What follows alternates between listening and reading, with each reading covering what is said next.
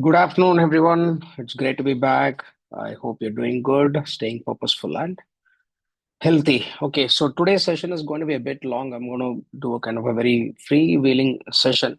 And the topic is, should men in India marry, right? So we'll start, but we go a little deep and a bit tangential. But if it's going to be a bit long, as a forewarning, I'm just telling you. But stay on, we'll discuss some very interesting aspects.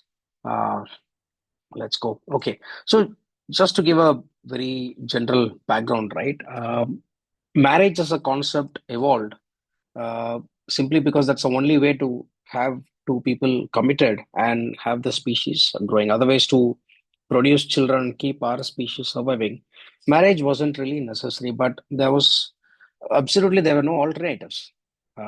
Things like two people just living in together, which people are exploring now, cohabitation without marriage, etc., and still having those, let's say, reasonable spousal benefits are failing. And any country where people tried these forms in US, UK, and even in India right now, all these forms have much higher failure rates, including, let's say, even more domestic violence for that example. And that's because, I mean, what are you telling people in terms of commitments, right? Or you're just basically saying, I don't really want to commit to you. We can experiment with each other, and if it doesn't work, I'll break off. And in the time that I cohabit with you, I still retain the options to even consider dating or even having someone else in parallel. That's exactly what you're saying. And with that kind of a commitment, how is it supposed to work? It's very unlikely to, right? Currently in India, the divorce rate is about less than a percent, actually. Maybe it's close to one, but it's less than 1%, which is fairly low compared to the 45, 55 percentage kind of rates in Western countries. For example, UK is at about 45 percentage, USA is about 50 plus percentage, right? Well, more than half the marriages fail in the US. And it will trend down a little bit because most people don't want to get married anymore. Men are, of course, also putting away or, let's say, staying away from committing to a girl in these days. We'll come to that a little later. What if I tell you, for example, that there's a 50% chance of death if you're supposed to take a risk? Would you take it? In most cases, no. And it's the same case with marriages, right? So if there's a 50% chance of you getting divorced, and there's in every likelihood you're supposed to be, let's say, as a man, the person who has to part with more than 50% of your wealth, your peace and mental stress and everything. Would you still take it? Very unlikely, right? That's exactly what's happening today. But hold on, let's go a little deeper into that. Coming to the laws, right? We've been looking at Atul Subhash case and the constable who again committed suicide. These are just examples of, let's say, extreme examples that are unfortunate events that have happened. But it's been the case over the last decade. Ever since some of these laws were enacted by the government, which is reasonably and unequivocally one-sided. That's been the case, and I don't blame the women. So if, for example, you don't punish someone for committing a murder, or you don't punish your kid for doing something wrong, what would that person or the kid do?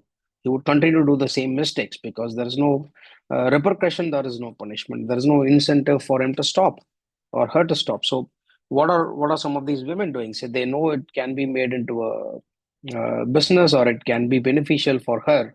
Obviously, she's going to take recourse of the law, and whatever she is doing is lawful, right? What is the incentive for her to not pursue it when particularly the law is encouraging her to file false cases, if at all, whenever there's an opportunity, right? So obviously there's no point blaming them because the law itself is allowing them to do that, right?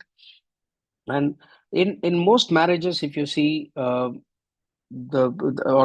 ends in divorce, right? 75 to 80% of the divorces are initiated by women, and this is not just an Indian statistic. This is a global one, right? They tend to get bored in a relationship much faster than a man, and at some stage, right, when their safety and security is kind of established, or their safety is, let's say, secured by the man or by the state. When I say state, it's the country or the state that has these laws which protects the women, right? When you have that kind of a safety given by the government, the man becomes dispensable. She doesn't need you anymore as much as you need her, right? That's a fact. You are required for procreation, and after that for provisioning. And if you're done with your job, the woman doesn't need you, because she's again not as sexually in need of a man as much as you are, right? That's also one. And women tend to have a reasonably easier life with the lesser responsibilities and a happier life, so obviously she doesn't need you, which is why women easily initiate divorce. Typically in their mid 30s is when this happens most of the times. And sometimes you would see this extreme case, these cases, not extreme cases, of after the child goes to the college and when it's all paid for, then they kind of apply for divorce and then move on. And like property and pretty much finance, everything is taken care of. And today women work. I mean, more women are going to colleges in the US and UK, and in India also, labor participation is at an all-time high. She doesn't technically need you at a certain point in time.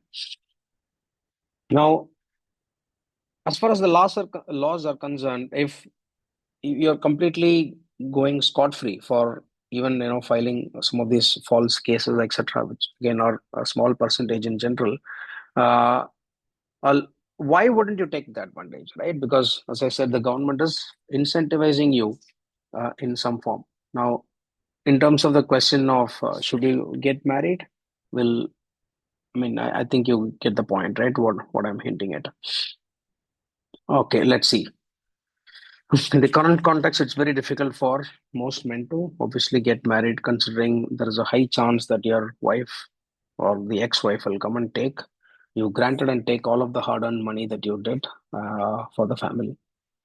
Okay, there is all this argument typically that men are committing most of the crimes, the violent ones, be it be it against women or in general. That is true because men fill the jails, right? That's that's a known fact. There's nothing wrong. But I think what people should also understand is 60 to 70% of these crimes that we are talking about is are committed by less than 1% of the men. So it's the same men who come out of the jails or commit these crimes. Uh, of course, those people are not to be let out in the open. They should be behind the walls in the prison. And most of the other men are normal men. They're kind of pusillanimous people who just don't have the balls to do anything else. Right? I mean, they won't even raise their hands. They won't even speak back against you. They're not as bad as they're being made out to be. Right? Similarly, the same way I'm talking about these, hardcore criminals that are men. They have also seen men's right activism and also some forms of extreme activism against women just because uh, of these false cases, etc. Now, a very small percentage of women again belong to this category, right? And these tend to be, they typically belong to that extreme feminist kind of variety, right? Because look at them again right from school. I mean, I've seen my daughter's school books and the way they teach her, school. Right from the school, the books, the teachers, they are taught to hate men. Right? Oh, the world is patriarchal. Men did these crimes earlier, many years ago. All this. Dowries and violence and sexual abuse, marital rapes. They're taught to hate men right from a very young age, right? I mean, that just kind of continues right from your puberty. You tend to learn more about men, and then it continues into school and then into college. And you see right from your media to your workplace to everybody supporting women and then demonizing men. How will these women grow up? They will grow up into man-hating species. What else do you expect out of them? And the government then formulates policies substantiating the same argument that she's been used to, right?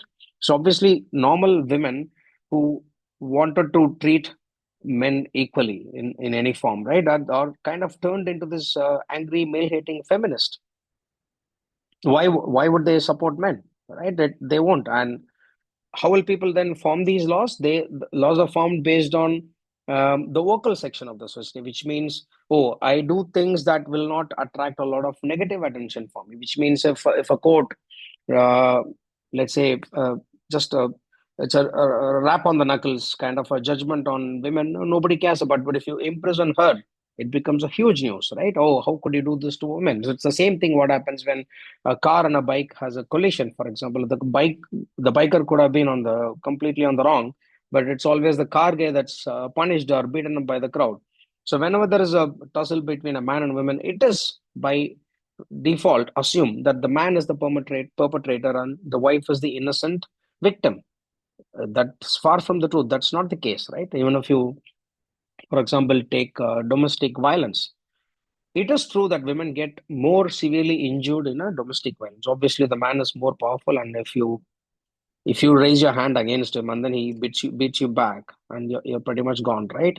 Now, do you guys know the fact that more than 50% of domestic violence is initiated by the women, right? People don't want to talk about because they believe otherwise, right? That the man is always the one who is going to initiate and beat up the woman. That's how the world is kind of programmed. Now, if that is the belief and also the perception of people without looking into the facts, obviously the laws that we make are going to be around that, which is why we have all this kind of laws, right? Right from your what is it called, Posh Act, your dowry, sexual harassments, rapes, etc. Why is it assumed that these are always to be done by the men and not the other way? Can't women harass a man sexually, right? Okay, let's say less percentage of them even do that. Do I, even if they do that, what's my recourse as a man? Do I have anything? Nothing, right? I'll actually tell you an incident from 2014 when I was working in the software field in Bangalore. I was in 2014. I was going in my bike from home to office somewhere near Graphite Junction in Bangalore. It was a lot of traffic in the morning hours, typical 8:30 traffic in Bangalore. A guy who was my ex-colleague at Cisco, he parked his car next to me near that near a signal, and there was a girl who came in, I think a scooty or Activa, pretty fast, and she was not wearing a helmet. She drove pretty rash and then just zoomed past everybody to the front. I mean, nobody really cared because yeah, why would we, right? This guy, I think, was trying to adjust his car, move an inch here and there, and by bad luck, ended up grazing her foot, right foot, or the let's say the side of her bike, and then she shrieked, and started crying, and then we all got down, and this guy said, "Vinod, why don't you just help me?" And I'm like, "Okay, I need to rush to office, but let me see." And then I told her, "Okay, fine, there's nothing much has happened. If you think you're injured, the hospital is just nearby. RX was like less than 100 meters away, and this guy can get your leg tested, etc., and then you can be on your way home." She said no way, and then she started crying more, started abusing people around her, and started calling the cops, her husband, etc. And this drama went on for about 5-10 minutes. Many of us tried to convince her, but it was to no avail. So I told this guy, the colleague of mine, acquaintance, I said, मैं तो जा रहा हूँ, I need to leave, I have work to do. And I think I made a remark like, क्या हो रहा है पागल types situation, right? लड़के, that's it, I left. Now on the way, I get a call who claims to be her husband and says, "Oh, you need to come back to the scene of the accident." I was like, "Why should I come?" "No, no, no. We are going to file a sexual harassment case against you." "Oh, really?" I'm like, "Okay." I hardly came near her, and I just made a remark at best. And if you think that's harassment, yeah, go ahead, right? Then I said I won't come back, and I went to the office after that, and I get another call, and this time it's from a police constable, and he says, "Hey, there is a case against you. You need to come to this hospital first, and then we'll take you to the police station." I said, "I'm not coming. I didn't do anything wrong." He said, "You better come, or I'm going to come and drag you out of your office." Right? I was working in Cisco at the time. Obviously, you'll be a little scared when a police constable says that. I said, "No, you don't come. I'll drop by and meet you." Right? So on the way, I was a little worried. Morning around 9:30, 10, peak traffic again in Bangalore, going back to near Hudi Junction, and I it so happened that I knew the inspector of the police station from where this constable had called, and I told him about this particular incident, and then he said, "Okay, tell me the last four digits of the mobile number," and then he got to know, and then he remembered me through some other incident where I had uh, kind of met him on some social cause. I used to be reasonably socially active for these causes, And then I still drove all the way to the hospital, and then I called the constable, and he said, "No, no, you spoke to our Sahib. Mattaditarala, problem illa, just leave it and carry on." Now, I happen to know someone, and then they probably it was just too minor incident for them to even pursue, so they let go of. And imagine otherwise the kind of situation I would have been, and if she had filed a sexual harassment case, even if it didn't happen, it's up to me to go and prove that it didn't really happen, right? I mean, in spite of all the people who were there, evidence, etc., I would be running around to the court, having hiring a lawyer, spending money. I would probably be fired from my office for. If the case involves a girl under sexual harassment. So these are very unfortunate kind of situations where your wife, any girl can file a case, but yes, most people don't do that. But the law is eventually premised on only one thing, right? A guilty person can go unpunished. He can go scot-free. It happens, right? We've seen all of that in Indian courts and many other courts, but never punish an innocent. Isn't that the premise with which the courts were designed?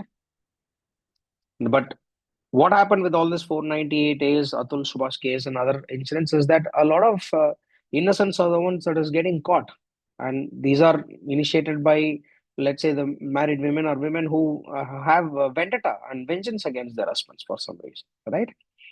That's the case. Okay. We looked at false cases, etc. And so that's why I'm saying, right? So the other thing is, there's no point in demonizing women like how feminists do. They paint all men in the same brush and then say all men are rapists, they need to be jailed. They argue for one-sided laws, whereas they advocate equality, but they completely ask for something else. We don't have to behave that way. In general, the feminine women are wonderful to interact with. I've had great experience talking to them, mingling with them. There's no problem. It's absolutely fine. But these kind of radical feminists, stay away from them like, bubonic plague or something, right? They're worse than that, right? They're worse than cancer. Just stay away from them. In most cases, you'll be fine. Okay, so let's look at some more things that I wanted to speak about.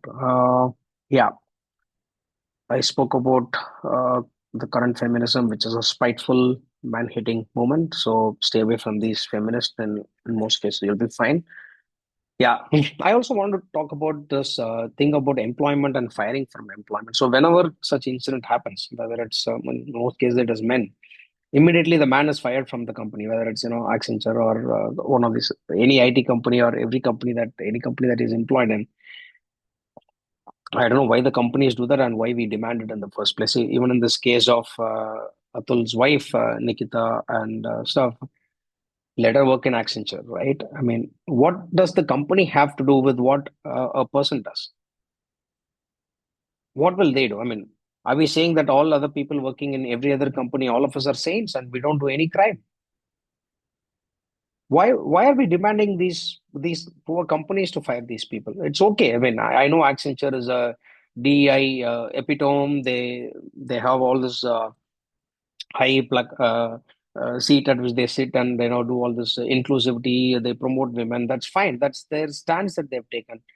It's okay, right? There's no point blaming the company, storming their handles, blaming them for employing Nikita. What will they do? You can't really do anything. And for example, it's like I don't know. It just looks a little funny to me. I think about it. If you still think it's valid, go ahead. But I don't think it is true.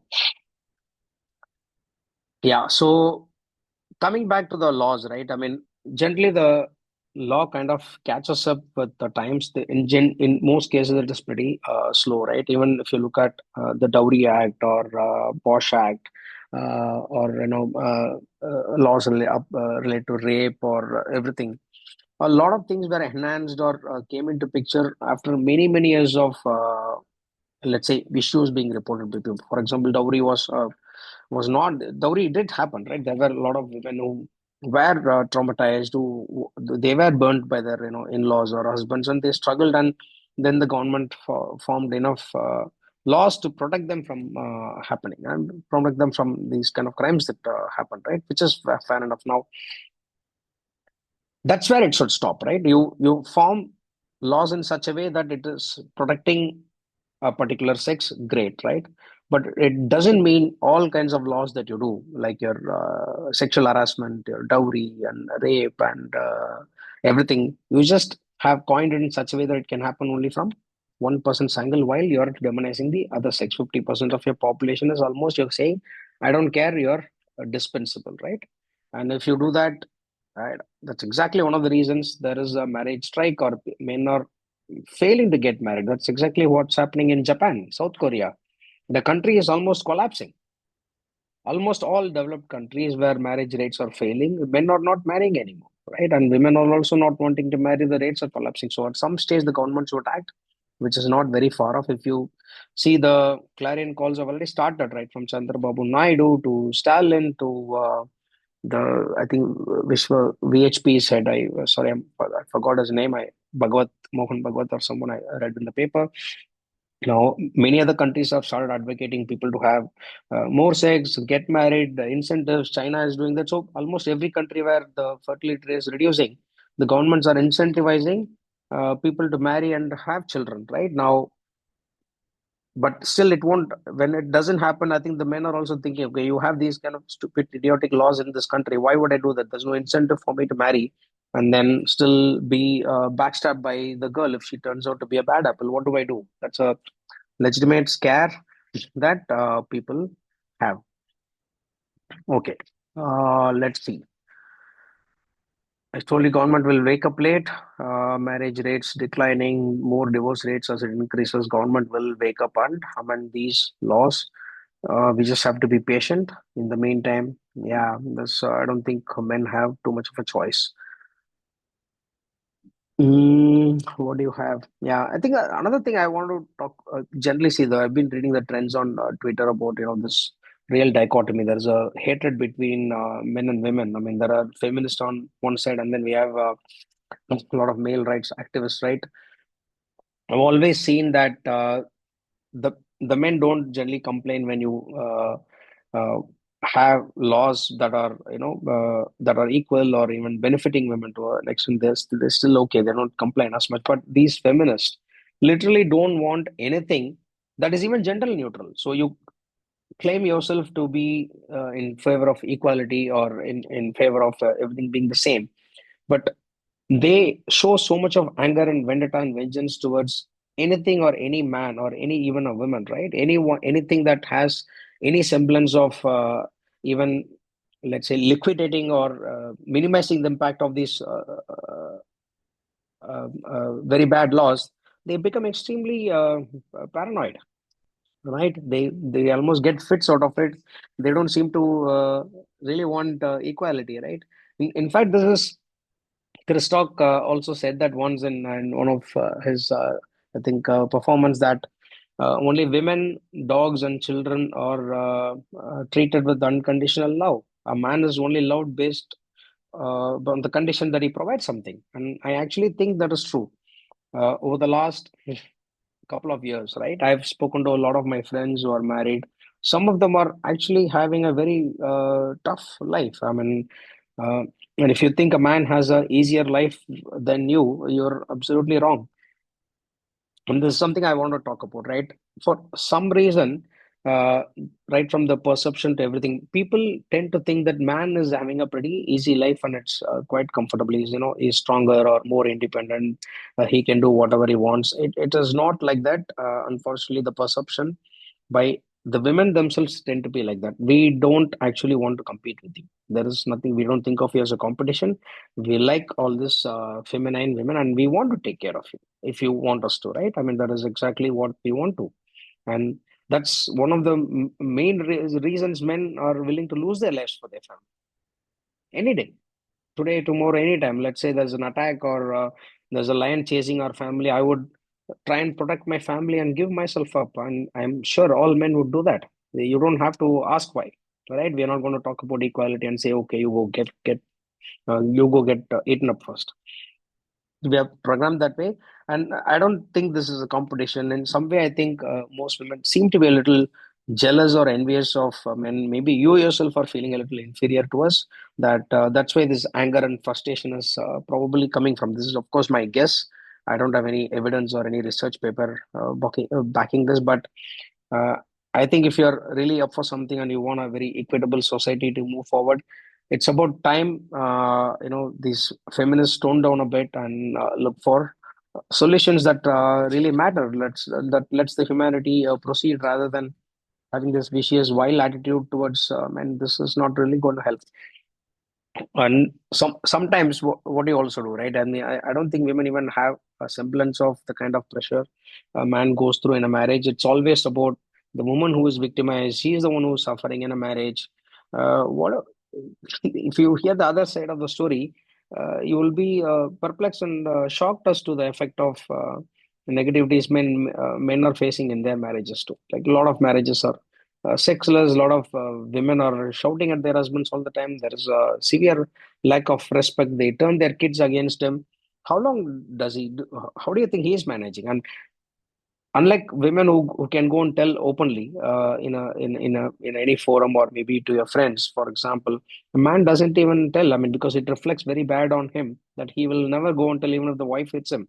We just can't, right? Or even if you treat us badly, we can't go and tell anyone. It just looks so foolish. So it's not as easy as you think. Man has its own troubles, just like women. I understand you have your own troubles. It's pretty much the case. Now coming back, right?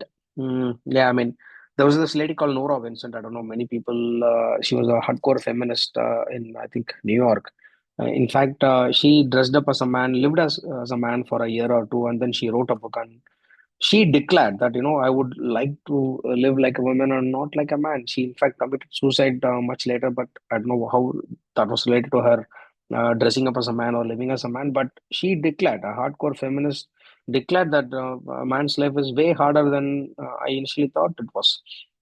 Coming back, should Indian men really marry?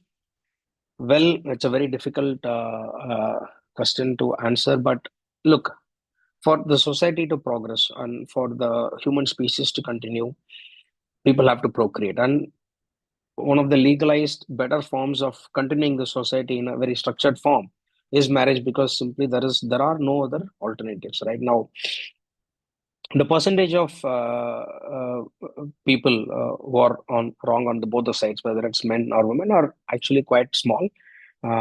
Yes, and the bad ones need to be arrested and kept behind the walls of the prison, right? That's pretty much understood. The percentage of women who file all these false cases and things, that is also pretty low. But India's population itself is so much, right? The number of cases is going to be run in lakhs, right? And the amount of even suicides that are happening is double.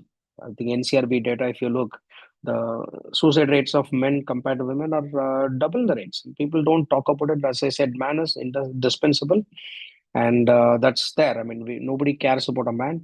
You're right, from the schemes that the government does, your ladli behna, grandmother, wife, daughter, every state, Haryana, Rajasthan, Karnataka, Tamil Nadu, now Delhi, and every country where now we are going for election, it's all ladli schemes. Oh, I'll give you free money, everything free to the girl, right, from your mangal sutra to your dress to underwear, everything is given free to the girl. Bus travels now, obviously the government itself is saying that I want votes from you, which is why I will give you more importance, and men are treated like trash. Now, considering this, if you put a man in this kind of situation, he's going to think 100 times, like, does it really make sense to actually marry? Because why does he want to marry? He wants to marry a feminine woman so that he can have a family, a loving family, and then he can lead the family and have kids, right? And he can leave his legacy. That's the one way the species continues. Now, if that is taken away by, it's not taken away by the law, but kind of, it's if it's de-incentivizing him to do that, he's going to think twice and then say, okay, fine, I have my food, I have my shelter, fine, I'm not getting a girl, I can't really be a father. Fine, he can obviously have sex outside. There's enough avenues available, which is much cheaper and in fact better. In this case, he's going to stay away from marriage. Then your marriage rates will decline, and divorce rates are also increasing, which means more of depressed cases are also coming, and government will act at some point of time. That being said, there are enough beautiful feminine women in this country, and I still stand by that. I have interacted a lot with such females here, whether it's in Bangalore or other cities. You have to be a little careful. That's it, right?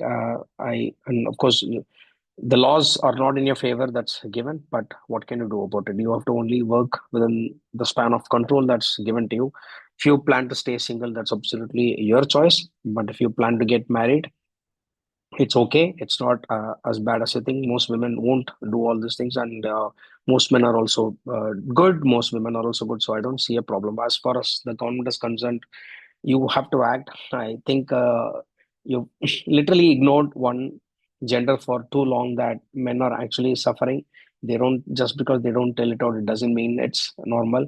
And if you don't act anyway, there'll be a stage, maybe 10 years down the line, that you will act. And that's when men will probably take matter into their own hands. I mean, one of the things I've always felt is men are violent, right? You have to tame them in. Otherwise, testosterone filled rage and everything, they will go bonkers. While crimes will increase in these cases if you repress men's emotions. That's going to happen. I kind of sense that's what's going to happen in the next 10, 15 years. Uh, India is not going in a good direction. And I don't know what's the great answer to your question of should Indian men marry in current situation.